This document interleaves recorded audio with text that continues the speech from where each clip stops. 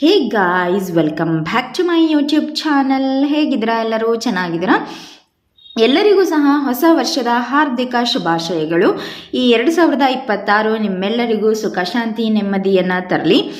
ನಾನಿವತ್ತು ನಿಮಗೆ ಒಂದು ಸೂಪರ್ ಆಗಿರುವಂತಹ ಚಿಲ್ಲಿ ಚಿಕನ್ ರೆಸಿಪಿಯನ್ನು ಹೇಗೆ ಮಾಡೋದು ಅಂತ ಹೇಳಿ ತೋರಿಸ್ತಾ ಇದ್ದೀನಿ. ನನ್ನ ಚಾನಲ್ಗೇನು ಯಾರ್ಯಾರು ಸಬ್ಸ್ಕ್ರೈಬ್ ಮಾಡ್ಕೊಂಡಿಲ್ಲ, ಪ್ಲೀಸ್ ಸಬ್ಸ್ಕ್ರೈಬ್ ಮಾಡ್ಕೊಳ್ಳಿ. ಇಷ್ಟ ಆದರೆ ಲೈಕ್ ಮಾಡಿ, ಕಮೆಂಟ್ ಮಾಡಿ, ಜಾಸ್ತಿ ಜನಕ್ಕೆ ಶೇರ್ ಮಾಡಿ. So let's start the video. ಚಿಕನನ್ನು ತಗೊಂಡಿದ್ದೀನಿ. ಸೊ ಈ ಚಿಕನ್ಗೆ ಚಿಲ್ಲಿ ಚಿಕನನ್ನು ಮಾಡೋದಕ್ಕೆ ನಾವು ಮೊದಲನೇದಾಗಿ ಇದಕ್ಕೆ ಉಪ್ಪನ್ನು ಹಾಕ್ಕೊಳ್ಳೋಣ. ಸೊ ರುಚಿಗೆ ತಕ್ಕಷ್ಟು ಉಪ್ಪು, ಇಷ್ಟೇ ಅಷ್ಟೇ ಅಂತ ಏನಿಲ್ಲ, ರುಚಿಗೆ ತಕ್ಕಷ್ಟು ಉಪ್ಪನ್ನು ಹಾಕ್ಕೊಳ್ಬೇಕು. ನೀವು ನೋಡಿ ಯಾವ ಕ್ವಾಂಟಿಟಿನಲ್ಲಿ ಚಿಕನ್ ತೊಗೊಂಡಿದ್ದೀರಾ ಅಂತ. ನಾನಿಲ್ಲಿ 1 ಚಮಚದಷ್ಟು ಸಾಲ್ಟನ್ನು ಆ್ಯಡ್ ಮಾಡ್ಕೊಂಡಿದ್ದೀನಿ. ಅದಾದ ನಂತರ ಇದಕ್ಕೆ ಒಂದು ಅರ್ಧ ಚಮಚದಷ್ಟು ಅರಿಶಿನ ಪುಡಿನೂ ಸಹ ಹಾಕ್ಕೊತಾ ಇದ್ದೀನಿ. ಅರಿಶಿನ ಪುಡಿನ ಹಾಕಿ ಆದ ನಂತರ ಕಾಳು ಮೆಣಸಿನ ಪುಡಿ ಅಂದರೆ ಬ್ಲ್ಯಾಕ್ ಪೆಪ್ಪರ್ ಪೌಡ್ರು ಒಂದು ಅರ್ಧ ಚಮಚದಷ್ಟು ಬ್ಲ್ಯಾಕ್ ಪೆಪ್ಪರ್ ಪೌಡ್ರು. ಸೊ ಅದನ್ನು ಸಹ ಹಾಕ್ಕೊಳ್ಬೇಕು. ಇಲ್ಲಿ ಬ್ಲ್ಯಾಕ್ ಪೆಪ್ಪರ್ ಪೌಡ್ರು ಮ್ಯಾಂಡೇಟರಿ ನೀವು ಹಾಕಲೇಬೇಕು, ಇಲ್ಲ ಅಂತ ಹೇಳಿದ್ರೆ ಅಷ್ಟು ಚೆನ್ನಾಗಿ ಆಗೋದಿಲ್ಲ. ಸೊ ನೆಕ್ಸ್ಟ್ ಇದಿಷ್ಟನ್ನು ಹಾಕ್ಕೊಂಡಾದ ನಂತರ ಅಚ್ಚ ಖಾರದ ಪುಡಿ ನಾನೊಂದು 1.5 ಚಮಚದಷ್ಟು ಅಚ್ಚ ಖಾರದ ಪುಡಿನ ಹಾಕ್ಕೊಂಡಿದ್ದೀನಿ. ಅದಾದ ನಂತರ ಧನಿಯಾ ಪೌಡ್ರನ್ನು ಹಾಕ್ಕೊತಾ ಇದ್ದೀನಿ. 1 ಚಮಚದಷ್ಟು ಧನಿಯಾ ಪೌಡರ್.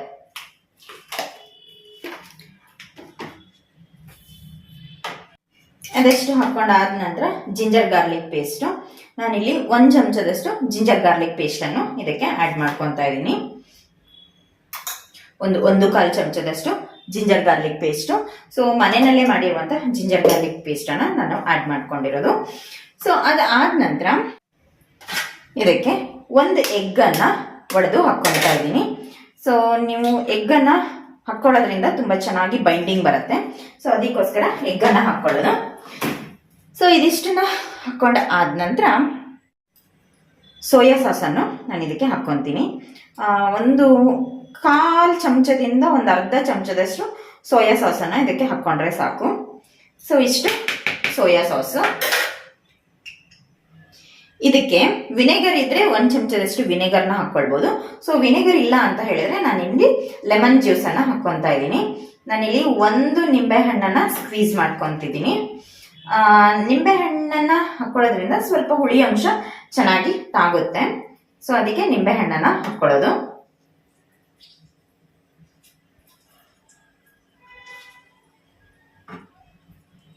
ಸೊ 1 ನಿಂಬೆ ಹಣ್ಣನ್ನು ಹಾಕ್ಕೊಂಡಿದ್ದೀನಿ. ಸೊ ಇದಿಷ್ಟನ್ನು ಹಾಕ್ಕೊಂಡು ಆದ ನಂತರ ಇದಿಷ್ಟನ್ನು ಕ್ಲೀನಾಗಿ ಚೆನ್ನಾಗಿ ಮಿಕ್ಸ್ ಮಾಡ್ಕೊಂಡು ಬಿಡೋಣ. ಈ ಟೈಮ್ನಲ್ಲಿ ನೀವು ಉಪ್ಪು ಸಪ್ಪೆ ಎಲ್ಲ ನೋಡ್ಕೊಳ್ಬೇಕು. ಉಪ್ಪೇನಾದರೂ ಕಮ್ಮಿ ಏನಾದರೂ ಇತ್ತು ಅಂತ ಹೇಳಿದ್ರೆ ಮತ್ತೆ ನೀವು ಉಪ್ಪನ್ನು ಆ್ಯಡ್ ಮಾಡ್ಕೊಳ್ಬೋದು. ಸೊ ಅದಕ್ಕೋಸ್ಕರ ನಾನು ಕಾರ್ನ್ಫ್ಲೋರನ್ನೇ ಹಾಕ್ಕೊತಾ ಇದ್ದೀನಿ. ನಾನಿಲ್ಲಿ ಒಂದು 3 ಚಮಚದಷ್ಟು ಕಾರ್ನ್ಫ್ಲೋರನ್ನು ಆ್ಯಡ್ ಮಾಡ್ಕೊತಾ ಇದ್ದೀನಿ. ತುಂಬ ಒಳ್ಳೆ ಕ್ರಿಸ್ಪಿನೆಸ್ ಎಲ್ಲ ಬರುತ್ತೆ. ಸೊ ಕಾರ್ನ್ಫ್ಲೋರನ್ನು ಹಾಕೋದ್ರಿಂದ ಮತ್ತೆ ಬೈಂಡಿಂಗ್ ಸಹ ತುಂಬ ಚೆನ್ನಾಗಾಗತ್ತೆ. ಆಯಿಲಲ್ಲಿ ಬಿಟ್ಕೊಳ್ಳೋದಾಗಲಿ ಸೊ ಈ ಥರದ್ದೆಲ್ಲ ಏನೂ ಆಗೋದಿಲ್ಲ. ಸೊ ಇದನ್ನು ಹಾಕ್ಕೊಂಡ ನಂತರನೂ ನಾವು ಕ್ಲೀನಾಗಿ ಮಿಕ್ಸ್ ಮಾಡ್ಕೊಳ್ಳೋಣ.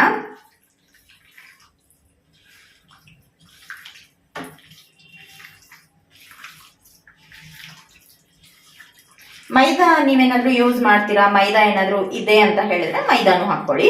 ಆವಾಗ ಇನ್ನೊಂದು ಸ್ವಲ್ಪ ಸಾಫ್ಟ್ ಆಗಿ ಚೆನ್ನಾಗಿ ಬರುತ್ತೆ. ಕಾರ್ನ್ಫ್ಲೋರ್ ಹಾಕೋದ್ರಿಂದ ಕ್ರಿಸ್ಪಿನೆಸ್ ಚೆನ್ನಾಗಿ ಬರುತ್ತೆ.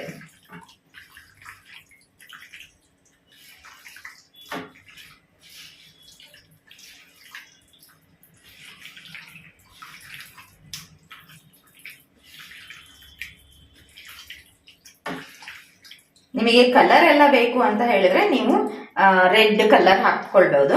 ಬಟ್ ನಾನು ಕಲರ್ ಎಲ್ಲ ಯಾವುದು ಹಾಕಲ್ಲ.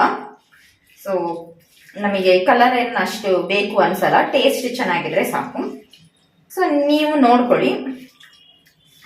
ಯಾರಾದ್ರೂ ತುಂಬಾ ಗೆಸ್ಟ್ ಎಲ್ಲ ಬಂದಿದ್ದಾರೆ, ಸೊ ಕಲರ್ಫುಲ್ ಆಗಿರ್ಲಿ ಅಂತ ಹೇಳಿದ್ರೆ ಸ್ವಲ್ಪ ಕಲರ್ ಅನ್ನು ಆಡ್ ಮಾಡ್ಕೊಳ್ಬಹುದು.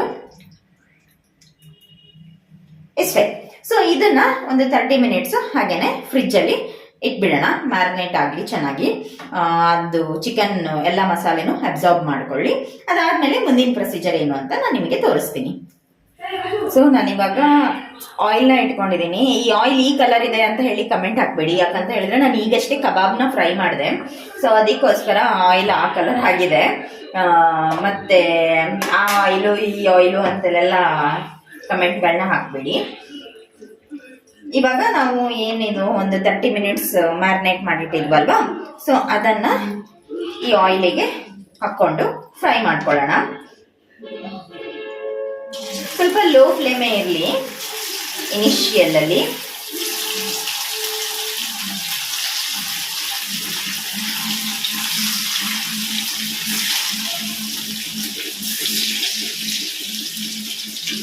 ಚೆನ್ನಾಗಿರುತ್ತೆ ತಿನ್ನೋದಿಕ್ಕೆ, ಸೇಮ್ ಮಂಚೂರಿಯನ್ ಥರ ಇರುತ್ತೆ. ಸೊ ನೀವು ಸಹ ಟ್ರೈ ಮಾಡಿ.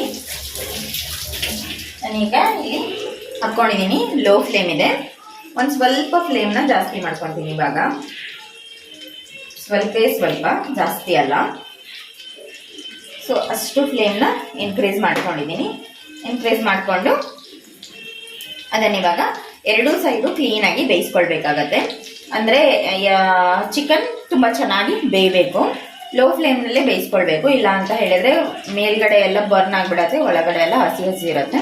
ಸೊ ಅದಕ್ಕೋಸ್ಕರ ಚೆನ್ನಾಗಿ ಮೀಡಿಯಂ ಫ್ಲೇಮ್ನಲ್ಲಿ ಇದನ್ನು ಫ್ರೈ ಮಾಡ್ಕೊಳ್ಳೋಣ.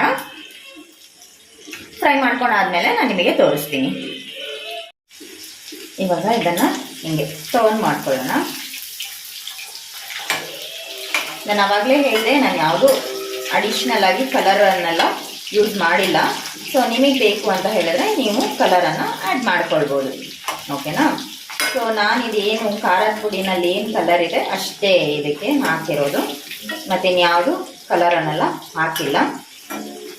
ಸೊ ಈ ಥರ ನಿಧಾನಕ್ಕೆ ಕಮ್ಮಿ ಊರಿನಲ್ಲಿ ಫ್ರೈ ಮಾಡ್ಕೊಳ್ಳೋಣ. ಇದು ಬೇಗನೆ ಫ್ರೈ ಆಗತ್ತೆ, ಯಾಕಂತ ಹೇಳಿದ್ರೆ ನಾವು ಬೋನ್ಲೆಸ್ ತೊಗೊಂಡಿರ್ತೀವಲ್ವಾ, ಸೊ ಬೇಗನೆ ಫ್ರೈ ಆಗತ್ತೆ. ಇದು ನೋಡಿ ಇವಾಗ ಕ್ಲೀನಾಗಿ ಫ್ರೈ ಆಗಿದೆ. ಸೊ ಇವಾಗ ನಾನು ಇದನ್ನು ಎತ್ತಿಟ್ಕೊಳ್ತೀನಿ.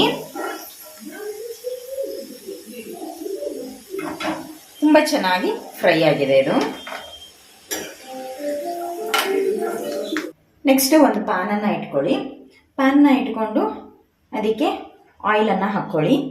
ಒಂದು 2 ರಿಂದ 3 ಚಮಚದಷ್ಟು ಆಯಿಲನ್ನು ಹಾಕ್ಕೊಂಡ್ರೆ ಸಾಕಾಗುತ್ತೆ.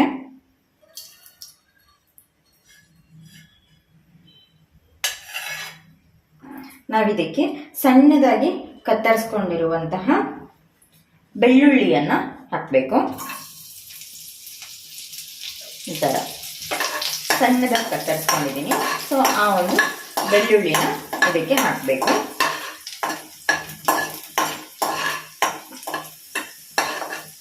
ಇದನ್ನ ಸ್ವಲ್ಪ ಫ್ರೈ ಮಾಡ್ಕೊಳ್ಳೋಣ. ಆ ಹಸಿ ವಾಸನೆ ಹೋಗೋವರೆಗೆ ಸ್ವಲ್ಪ ಇದನ್ನ ಫ್ರೈ ಮಾಡ್ಕೊಳ್ಬೇಕು.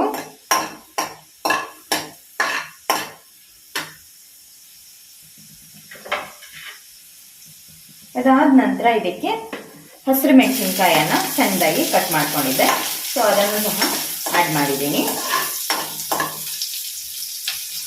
ಇದಕ್ಕೆ ನೆಕ್ಸ್ಟ್ ಈರುಳ್ಳಿ, ಇದು ಸ್ವಲ್ಪ ದೊಡ್ಡಗೆ ಕಟ್ ಮಾಡ್ಕೊಂಡಿರುವಂಥ ಈರುಳ್ಳಿನೂ ಇದಕ್ಕೆ ಆ್ಯಡ್ ಮಾಡ್ಕೊಂಡಿದ್ದೀನಿ.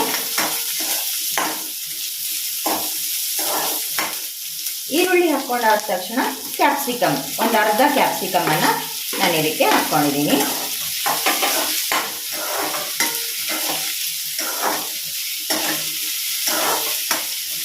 ಇದಿಷ್ಟನ್ನು ಹಾಕ್ಕೊಂಡು ಆದ ತಕ್ಷಣ ರುಚಿಗೆ ತಕ್ಕಷ್ಟು ಉಪ್ಪನ್ನು ಹಾಕ್ಕೊಳ್ಳೋಣ. ನಾವು ಚಿಕನ್ನಿಗೂ ಉಪ್ಪನ್ನು ಹಾಕ್ಕೊಂಡಿದ್ವಿ, ಇದಕ್ಕೂ ಅಷ್ಟೇ. ಇವಾಗ ರುಚಿಗೆ ಎಷ್ಟು ಉಪ್ಪು ಬೇಕು ಅಷ್ಟು ಉಪ್ಪನ್ನು ನಾವು ಇದಕ್ಕೆ ಹಾಕ್ಕೊಳ್ಳೋಣ.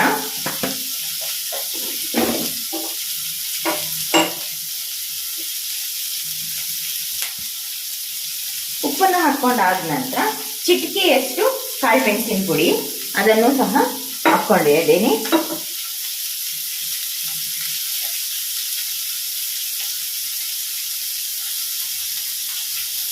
ಅದಾದ ನಂತರ ಸೋಯಾ ಸಾಸ್, 1 ಚಮಚದಷ್ಟು ಸೋಯಾ ಸಾಸ್,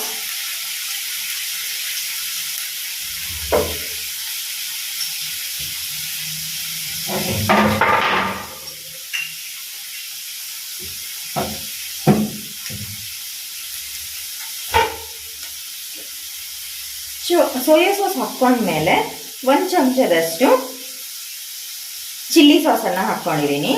ಸೊ ನೀವು ರೆಡ್ ಚಿಲ್ಲಿ ಸಾಸನ್ನು ಹಾಕ್ಕೊಳ್ಳಿ. ನನ್ನ ಹತ್ರ ರೆಡ್ ಚಿಲ್ಲಿ ಸಾಸ್ ಇರಲಿಲ್ಲ, ಸೊ ಅದಕ್ಕೋಸ್ಕರ ನಾನು ಗ್ರೀನ್ ಚಿಲ್ಲಿ ಸಾಸನ್ನೇ ಇದಕ್ಕೆ ಹಾಕ್ಕೊಂಡಿದ್ದೀನಿ. ಇದಿಷ್ಟನ್ನು ಹಾಕ್ಕೊಂಡು ಚೆನ್ನಾಗಿ ಮಿಕ್ಸ್ ಮಾಡ್ಕೊಳ್ಳೋಣ. ಈ ಸಾಸ್ಗಳನ್ನೆಲ್ಲ ಹಾಕಿದ ತಕ್ಷಣವೇ ನಿಮಗದು ತಂದೂರಿ ನಿಮಗದೊಂಥರ ಈ ಮಂಚೂರಿಯನ್ ಫ್ಲೇವರ್ ಬರೋದಕ್ಕೆ ಸ್ಟಾರ್ಟ್ ಆಗುತ್ತೆ. ಸೊ ಆವಾಗ ಅದು ತುಂಬ ಚೆನ್ನಾಗಿ ರೆಡಿ ಆಗ್ತಿದೆ ಅಂತ ಹೇಳಿ ಅರ್ಥ.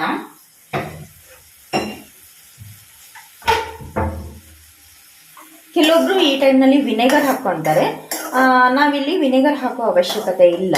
ಯಾಕಂತ ಹೇಳಿದ್ರೆ ನಾವು ಅದು ಮ್ಯಾರಿನೇಟ್ ಮಾಡಬೇಕಾದ್ರೇ ವಿನೆಗರ್ ಅಥವಾ ನಿಂಬೆಹಣ್ಣಿನ ರಸನ ಹಾಕ್ಕೊಂಡಿರ್ತೀವಿ. ಸೊ ಅದಕ್ಕೋಸ್ಕರ ಈ ಟೈಮ್ನಲ್ಲಿ ಹಾಕೋ ಅವಶ್ಯಕತೆ ಇಲ್ಲ. ಅಷ್ಟು ಲೋ ಫ್ಲೇಮ್ನಲ್ಲೇ ಮಾಡಬೇಕು. ಸೊ ನಾನಿವಾಗ ಇದಕ್ಕೆ ಟೊಮ್ಯಾಟೊ ಸಾಸನ್ನು ಹಾಕ್ಕೊತಾ ಇದ್ದೀನಿ.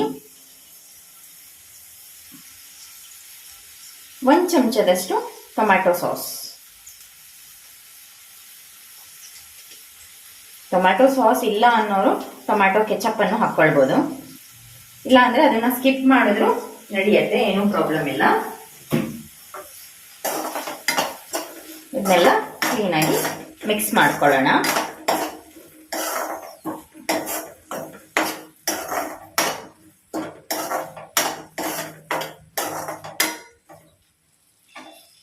ನೆಕ್ಸ್ಟ್ ಇದಕ್ಕೆ ನಾವೇನು ಫ್ರೈ ಮಾಡಿ ಇಟ್ಕೊಂಡಿದ್ವೋ ಅಲ್ಲ, ಸೊ ಆ ಚಿಕನ್ ಪೀಸಸ್ಗಳನ್ನ ಇದಕ್ಕೆ ಹಾಕ್ಕೊಳ್ಳೋಣ.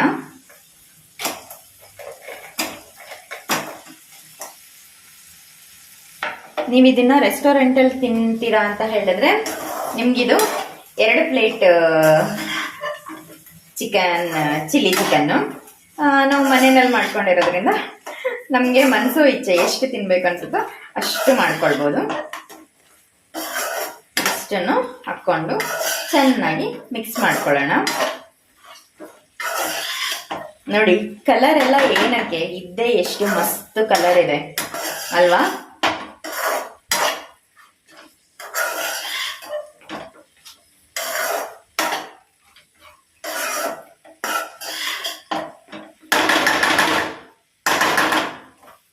ಈ ಸಾಸ್ ಎಲ್ಲ ಕ್ಲೀನಾಗಿ ಇಟ್ಕೊಳ್ಬೇಕು. ಚಿಕನ್ ಅಬ್ಸಾರ್ಬ್ ಮಾಡ್ಕೊಳ್ಬೇಕು ಆ ಸಾಸನ್ನೆಲ್ಲ.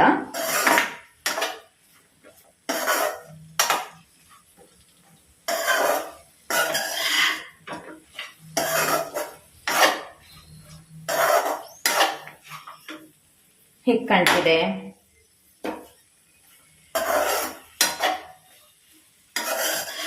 ಎಷ್ಟು ಮಸ್ತಾಗಿ ಕಾಣ್ತಿದೆ ಅಲ್ವಾ?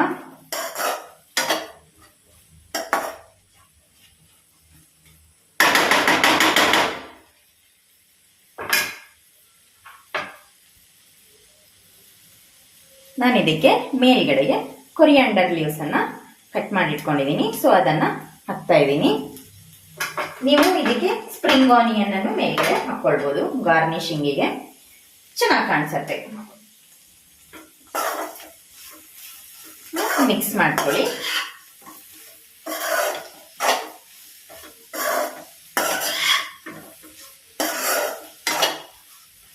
ಇವಾಗ ಸಾಸನ್ನೆಲ್ಲ ಕ್ಲೀನಾಗಿ ಅಬ್ಸಾರ್ಬ್ ಮಾಡ್ಕೊಂಡಿದೆ, ನೀವು ನೋಡ್ತಾ ಇರ್ಬೋದು.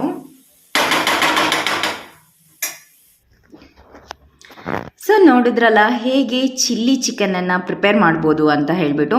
ಎಷ್ಟು ಯಮ್ಮಿಯಾಗಿ ಕಾಣ್ತಾ ಇದೆ ಅಲ್ವಾ? ಸೊ ನೀವು ಸಹ ಮನೆಯಲ್ಲಿ ಪ್ರಿಪೇರ್ ಮಾಡ್ಕೊಳ್ಳಿ ಆ್ಯಂಡ್ ಎಂಜಾಯ್ ಮಾಡಿ ನಿಮ್ಮ ಫ್ಯಾಮಿಲಿ ಜೊತೆ. ಐ ಹೋಪ್ ನನ್ನ ಈ ಒಂದು ವಿಡಿಯೋ ನಿಮಗೆಲ್ರಿಗೂ ಇಷ್ಟ ಆಯಿತು ಅಂತ ಅಂದ್ಕೊಂಡಿದ್ದೀನಿ. Thank you for watching. Lots of love. Bye.